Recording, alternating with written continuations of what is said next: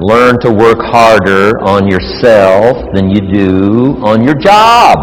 He said if you work hard on your job, you'll make a living. If you work hard on yourself, you can make a fortune. If you would have known me at age 25, you would have said, Jim Rohn's a hard worker. If you'd have known me, you'd have said that. I'm the guy, I don't mind coming a little bit early, staying a little bit late, I don't mind that. You'd have said, well, Jim Rohn's a hard worker. You say, well, how come he's got pennies in his pocket and nothing in the bank and behind on his promises? Well, I was a hard worker, but I was working hard on my job, not on myself. I'm telling you, your whole life can explode into change. Promotions, no problem. Becoming more valuable to the company, I'm telling you, no problem. Money, no problem. Economics, no problem. Future, no problem. If you just go to work on the right thing. Not get things out there to change. Don't try to change the seed. Don't change the soil. Don't change the sunshine. Don't change the rain. Don't change the mix of seasons. Let the miracle of everything that's available work for you, and start working on the inside. Work on your philosophy. Work on your attitude. Work on your personality. Work on your language. Work on the gift of communication. Work on all of your abilities. And if you'll start making those personal changes, I'm telling you, everything will change for you. You know, within the next year, to start stretching on out there, 10, 15, 20 years away, what you'd like to be accomplishing and what you'd like to have when that time frame finally rolls around. Okay. Now, make these notes. When you've accomplished some goals, you need some more to accomplish. Next. It's very important when you reach a goal that's significant or important to you to celebrate. So just jot that down. Celebrate a significant accomplishment. Or it doesn't have to be that significant. If it's important to you, it doesn't have to be world-changing or life-changing. If it's just a goal that's really important to you, you finally reached it. Celebrate. Now, hopefully on your list of goals, you had some family goals. And if the family together finally reaches a goal, jot this down, celebrate with the family. And if you're checking it off, let each member of the family put their check mark on this goal because the whole family worked on this one. Now here's what this will do. It will help each member of your family to make a longer list of goals. Wow, if we can accomplish this, think of what else we could do. The same is true of you individually. When you accomplish something, check it off, celebrate. It'll help you to grab your list, wherever it is, and say, hey, if I can get here, I can double that original list. So celebration creates excitement to develop a longer list. You also need goals ongoing. When the early astronauts went to the moon, some of them, when they came back from the moon, had psychological problems. Some of them drank too much, got into other difficulties. And one of the reasons is, where do you go now that you've been to the moon? So here's what they did later. They made sure that the astronauts later who came back from the moon had plenty of projects to keep them busy after they had been to the moon. And the same is true of you and me. Goals, after you've reached them, another list. After you've reached those, another list. My father lived to be 93. You can't imagine the goals he had.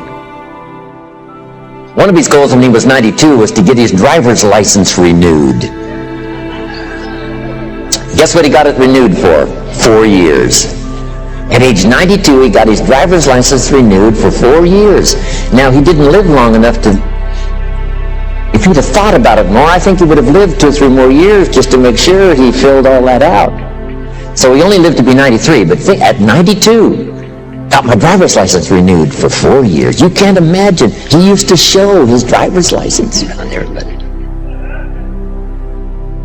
Unbelievable.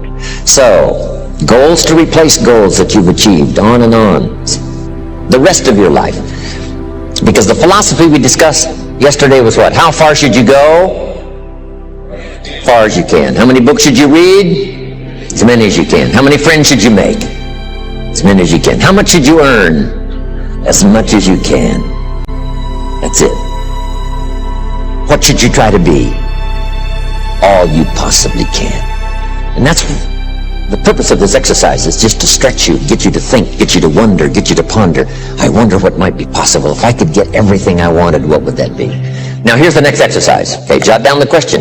On your list of 1-year goals, Which are the four most important?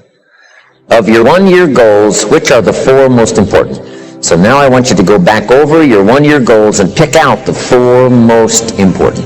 If you've only got 4 now, this is an easy exercise. But you might add some more to your 1-year list if you haven't got enough. And then pick out the 4 most important. This is what turned me on at age 25. Goals for accomplishment and personal progress. Once the fires were lit for me, I'm telling you, they have never gone out. Since I was 25 years old, no one has ever said to me, when are you gonna get going? When are you gonna get off the couch? When are you gonna get off the dime? I've never heard that since I was 25 and got all this taken care of. Wow. Here's what I've heard since I was 25. When are you gonna slow down? You can't visit that many countries, you're gonna have a heart attack and die. Amazing. By the way, you might stop and jot these notes down. Here's two excellent questions to jot down. And this is for mature people now, because these are kind of tough questions, especially one. Here's the first question. What's got you turned on? That's a good list to make. Here's what's got me turned on. Here's what's got me up early, staying up late, maximizing my abilities all day long. Here's the list of what's got me turned on. Now here's the next question. What's got you turned off? How come you don't have the zest and the vitality and the appetite for daily accomplishment? I started making a list of the things that had me turned off. And once I got that settled, and then started making a list of what had me turned on and what would turn me on in the future, I'm telling you, my life has never been the same. It was like a revolution, a personal revolution, a 180-degree turn. Wow. I can't say it strong enough. It's easy to get lazy in designing the day and designing the year and designing the future and designing what you want to accomplish and just cross your fingers and hope it'll all work out, that the favorable winds will blow it all your way. I'm telling you, it's not going to happen. So this is part of the exercise. It's just, buckling down, making this list. And you got to continue this long after we've, turned out the lights and we've all gone home. Keep this up. And one of the best ways to keep it up, I've already covered yesterday's what? Teach it. The key is to teach it. Jan was right. You don't need recognition. Just go give everybody you can think of that deserves it recognition. And your own self-satisfaction is recognition enough. If they never put a crown on your head, who cares? Okay, the 4 most important 1-year goals. Have you got those identified? Okay, now here's the next exercise. This will take now just a little bit of time. And the question is why? Why are those 4 goals important to you? Because the why is very important. And I'm going to give you some notes on that a little bit later. So just start a little paragraph. Why those 4 goals are important to you. A couple of more minutes for this one. And then we'll put a little star there that says continue this later. And then I have some more notes for you to take. A couple more minutes. Why? This is a good question to ask kids. Kids, here's what I'd like to have. And you say, why is that? And if they can start describing the why. So now make these notes. Put a little star there now. And that star means that, you can add to it later. So make these notes now. Here's the first one. When the why gets stronger, the how gets easier. When the why gets big, powerful, strong, how seems to be so much easier. Without a strong enough why, the how seems to be too difficult almost to accomplish. Say, how do you manage your time? Hey, if you had strong and powerful enough goals, you'd figure out how to manage your time. You'd get a book on the subject. You'd do something to manage your time if it was worth it. If it's not worth it, why would you bother studying the art of managing your time if it really doesn't matter? But if it really mattered in the accomplishment of your goals and why you wish to accomplish them, see, you can do anything. You can get up any hour, read any book, take any class, make any change, develop any skill, do any discipline. You can do it all. when this how and the why, or when the why starts to grow, the how gets simple.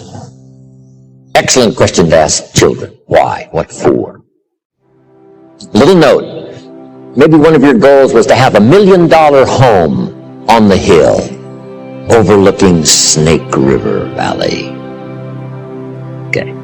That'd be a good goal. $1 million home. Here's the next question. What for? What for? I mean, a house is a house is a house with bricks and wood and walls and roof. The key, yes, $1 million home, that'd be wonderful, but what for? So now jot this down. Purpose is stronger than object. The object would be the house, and that'll pull. That's a worthy goal to go for, the object of the house. But here's a stronger goal, the purpose for the $1 million home. You say, well, it'll be the centerpiece of all the family's activity, with all kinds of unique people coming and going, and the influence and things will be happening in this place. See, now we're getting somewhere. So if you got that line, it's one of my best for the whole day. Purpose is stronger than object. It's okay to have plenty of objects to go for on your goal list. But always keep asking yourself the question, and sometimes it's good to just write it out. Here's why I want this money. Here's why I want this place. Here's why. And you start developing those reasons. And I'm telling you now, this starts to become incredibly powerful. Now here's some more notes. Some of your goals should be personal development. The person you wish to become. Develop skills that make you attractive to the marketplace. Develop the temperament and the attitude that makes you attractive to the business world. The attitude and the temperament that makes you a splendid father, studying the art. Because here's what's important. It's not what you get that makes you valuable. It's what you become that makes you valuable. I keep saying this year after year for the last 39 years publicly. It's the person you become. I admired my friend Mark Hughes for the fortune he made and the company he built. Guess what I admired more? The person he became in a short 44 years. He was unique. He bought the idea at age 19 of personal development and worked on it daily from that day until the time he died. The idea of becoming an attractive person, a skillful person, a good friend, a good colleague, a good partner, a good member of the round table, a contributor. See, that's the key, the person you become. Okay, now here's the next exercise. Isn't this good stuff? I mean, I'm telling you, this stuff changed my life, altered the course of my life. From milking cows to sitting on this stool. Incredible. What a journey. And part of the explosive stimulation started when I met Earl Schoaf, and he asked me, have you got a list of goals? And I said, no. And he said, then I can guess your bank balance. I thought, whoa. I immediately started studying the art. And the art and the accomplishments of it helped to change my life and qualified me to come and speak to you today. Right? You got to be qualified, right? You invite 1,000 people to come and hear what you've got to say. It's unbelievable. But all of this journey, happened for me.